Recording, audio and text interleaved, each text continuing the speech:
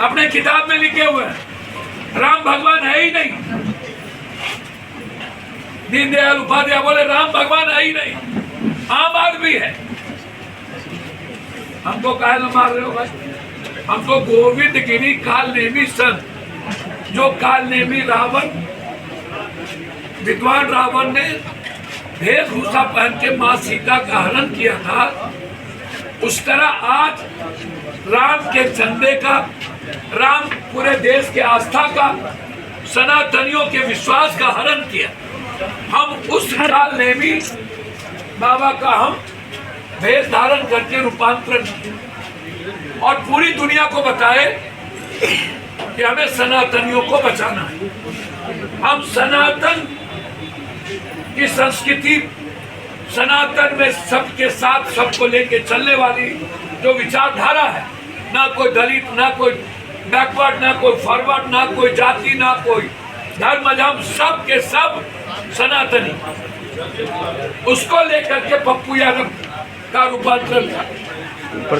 आप जैसी लाखों बेटी लड़ रही है नीड्स और बच्चों के भविष्य के मुद्दों को लेकर, तो आप दोनों मुद्दों पर मार रहे हो। मेरी बेटी को भी मार रहे हो, सबको मार रहे हो।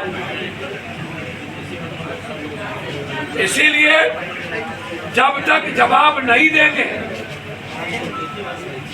गृह मंत्री जी,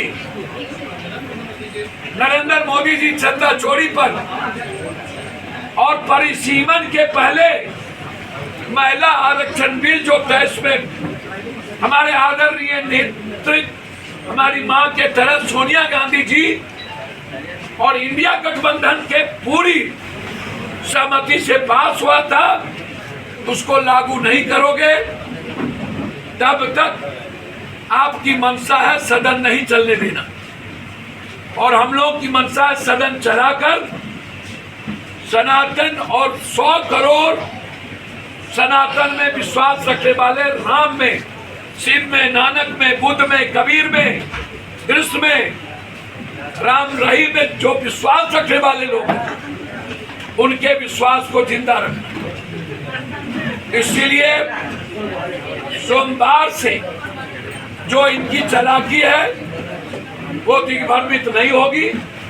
पहले आप पेपर लीक पर, लाठी गोली पर, बच्ची के टॉर्चर पर और लगातार जो जुर्म कर रहे हो पूरे देश के बच्चे और बच्चियों पर, उस पर आपको जवाब देना पड़ेगा।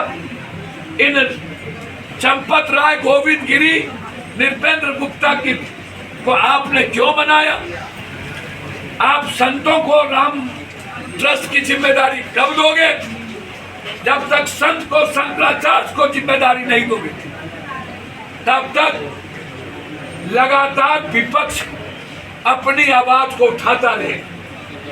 एक दूसरा बिहार से जुड़ा सबसे बड़ा मुद्दा वह मुद्दा है जो एग्जीक्यूटिव इंजीनियर की हत्या। एग्जीक्यूटिव इंजीनियर की हत्या, मैं 3 बात कहूंगा। पहला, उनकी पत्नी का बयान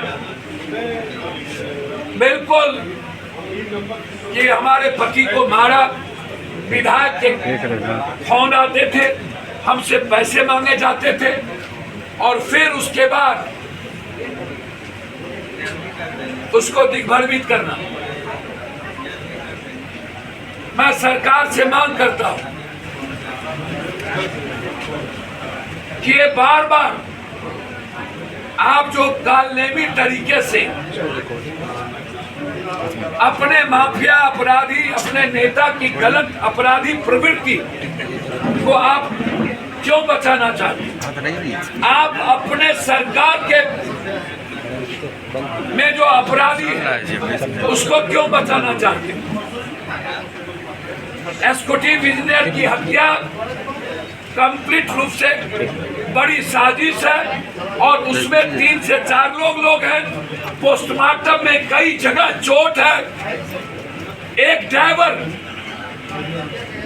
किस आधार पर ड्राइवर को आप कहोगे?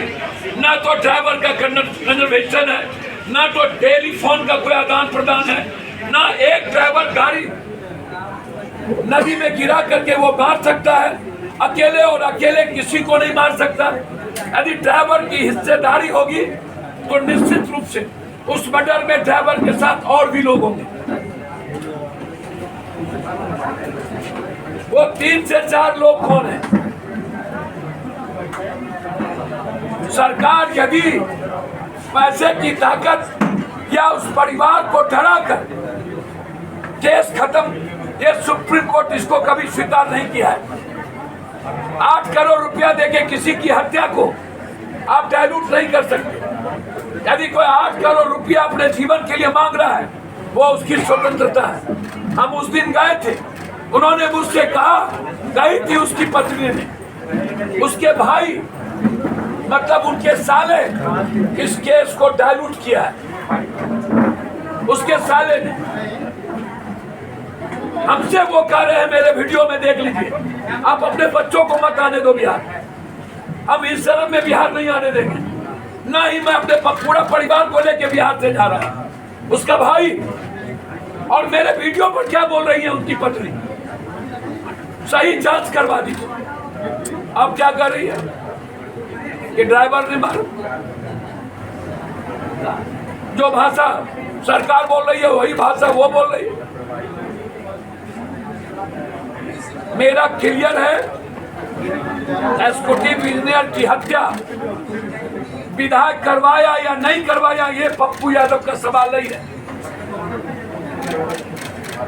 पहले विधायक का नाम उनकी पत्नी ने ली प्रेमा फैसी में, और आप 1 घंटे के अंदर आपने यह कैसे कह दिया कि ड्राइवर ने मार दिया? आपका कौन सा एफएसएल, कौन टेक्निकल सेल ने आपको कह दिया? जब पोस्टमार्टम नहीं आया, जब कोई सीसीटीवी फुटेज नहीं हुआ, आधार क्या था आईजी साहब का? वो अच्छे अफसर हो सकते हैं, लेकिन वो सरकार के दबाव में बात की। आधार क्या था? 1 घंटे 2 घंटे के अंदर खुलासा कर देगी। आप इंतजार करते, आप पोस्टमार्टम रिपोर्ट आने देते, आप सीसीटीवी फुटेज को निकालते, आप 5 किलोमीटर के रेडियस पे फोटो सीसीटीवी फुटेज निकालते। एग्जीक्यूटिव इंजीनियर साहब का टेलीफोन